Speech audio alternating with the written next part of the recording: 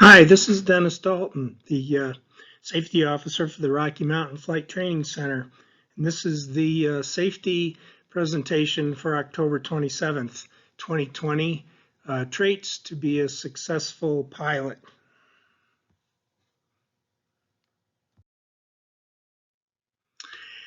We've all heard about human factors psychology in our private pilot training. And that it really explores how people and machines interact and how machines in the physical environment interact.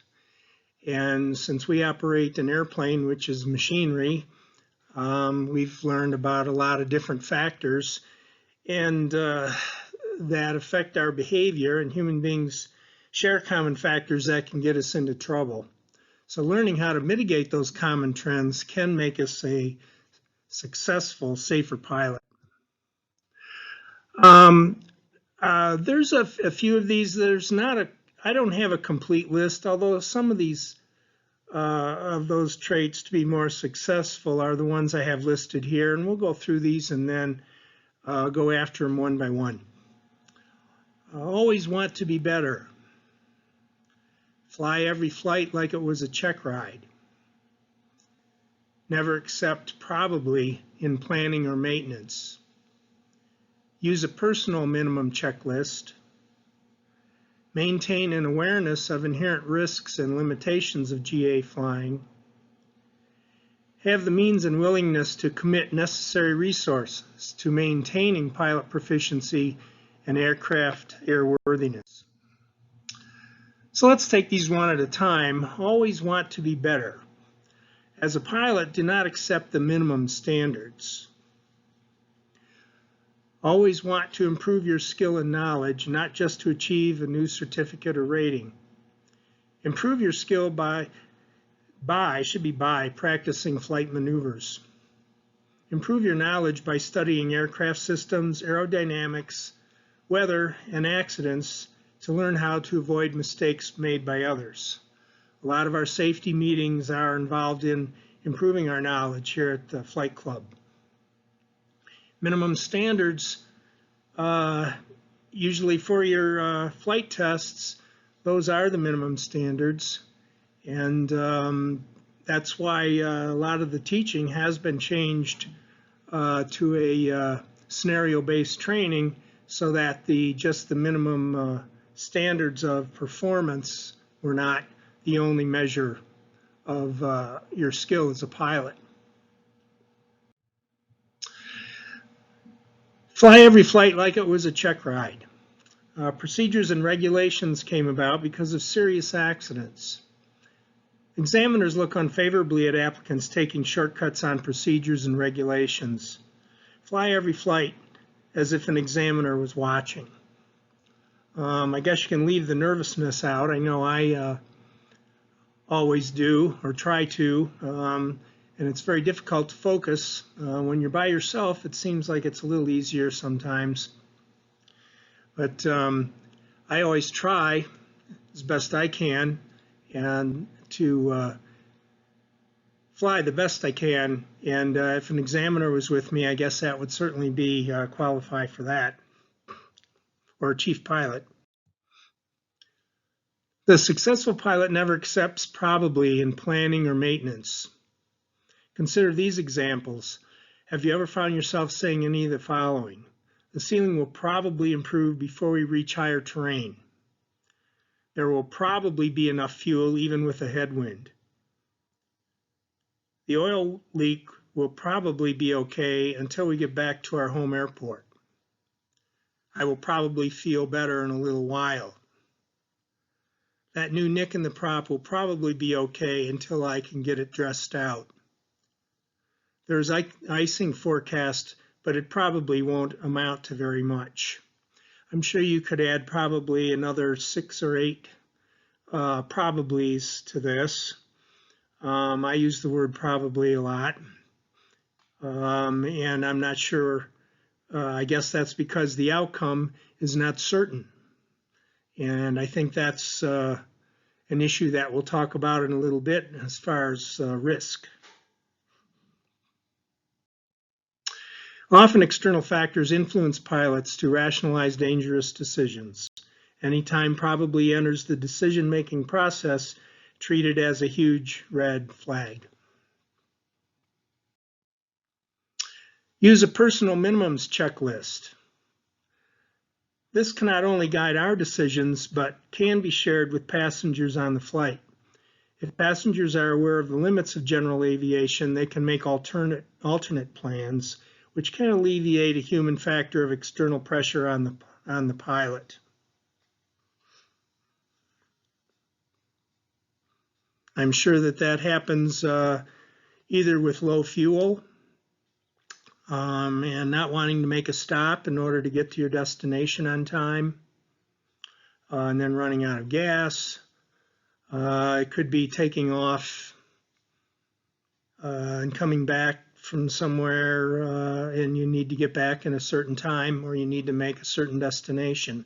I'm sure, and that's happened to me before, and I'm sure it's something that always needs to be looked at. Use a detailed checklist for every phase of every flight. Faithfully using a detailed checklist for every phase of flight can dramatically reduce the probability of error. I'm probably at fault sometimes with that. A lot of times I might let a student not follow a checklist in landing if things are very quick and very fast paced. It seems like the pre-flight checklists get gone through at great detail, and but not always faithfully following every checklist at every phase of flight is what this is about. I think the cruise checklist, once you're up and level, is one that gets overlooked as well, simply because when you're simply going out into the practice area, you aren't that concerned as much with the in some cases, temperature of the engine and or the mixture, especially if you're going up and down a lot in altitude. So there's certain times in there where if you do a lot of training or you don't go very far, you might want to reinvestigate the cruise checklist items, and then preparing for landing checklist items. I know that they're fairly simple on the Charlie model, but again, not in the retractable gear airplanes.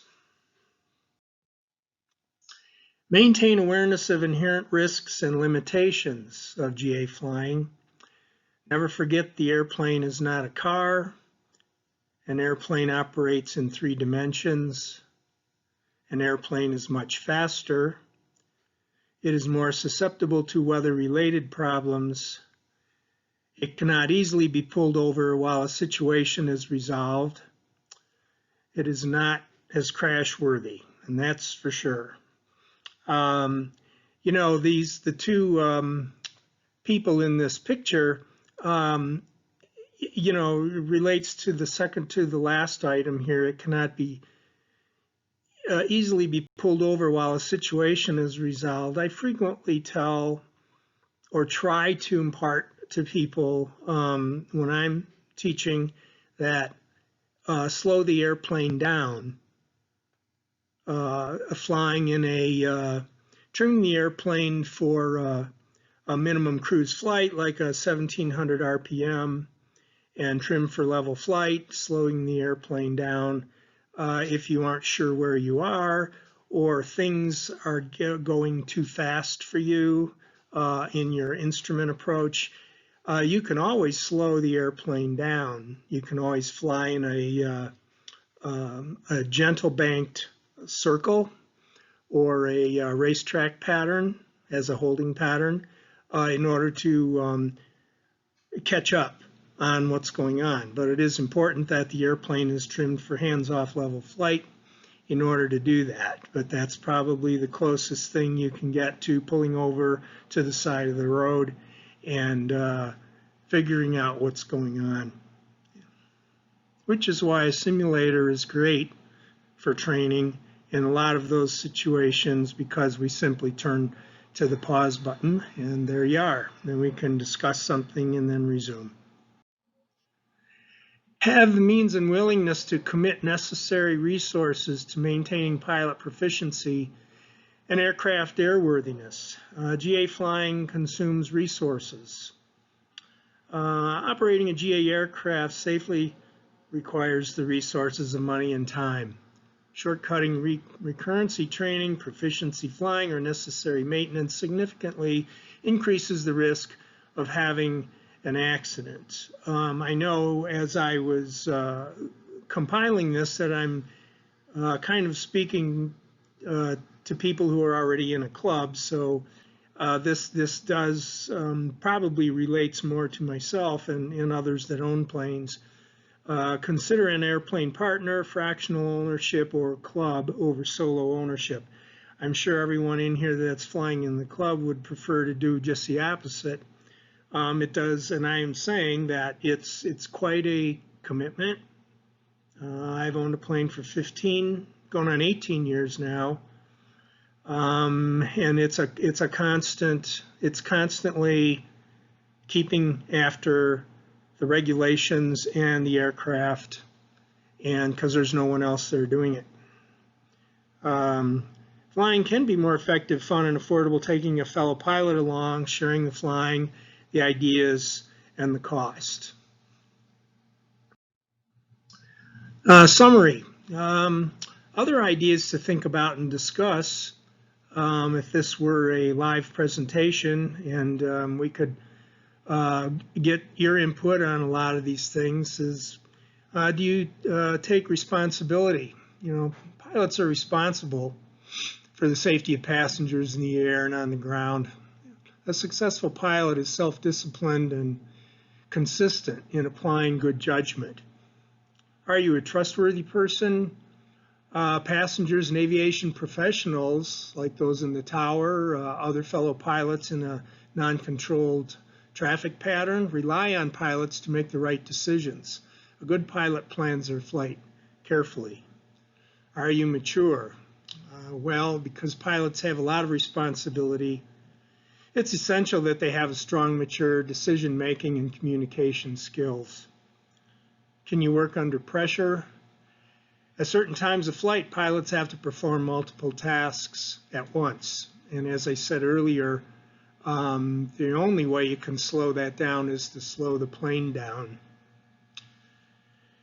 Can you stay calm in an emergency? Emergencies are very rare, but when they do happen, a pilot must be able to take control of the situation in a calm and organized way, and that using the checklist, being familiar with the emergency checklist, knowing where it is and to have it available is very helpful to staying calm.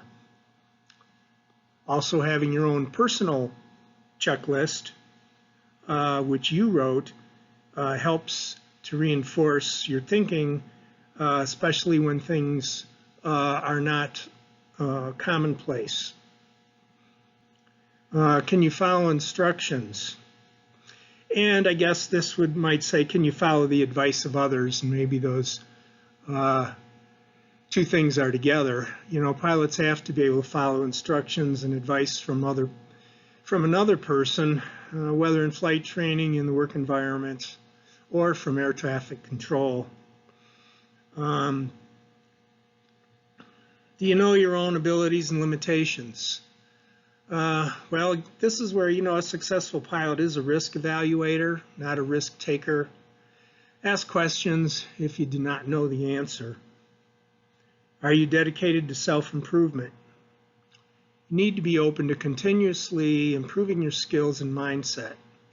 Seek advice from others to develop a safer, better, and more efficient way to handle tasks. So GA flying is as safe as we choose to make it. So that concludes this Traits to be a Successful Pilot safety meeting for October 27th, 2020. Be safe out there, and hope to see you soon. Thanks.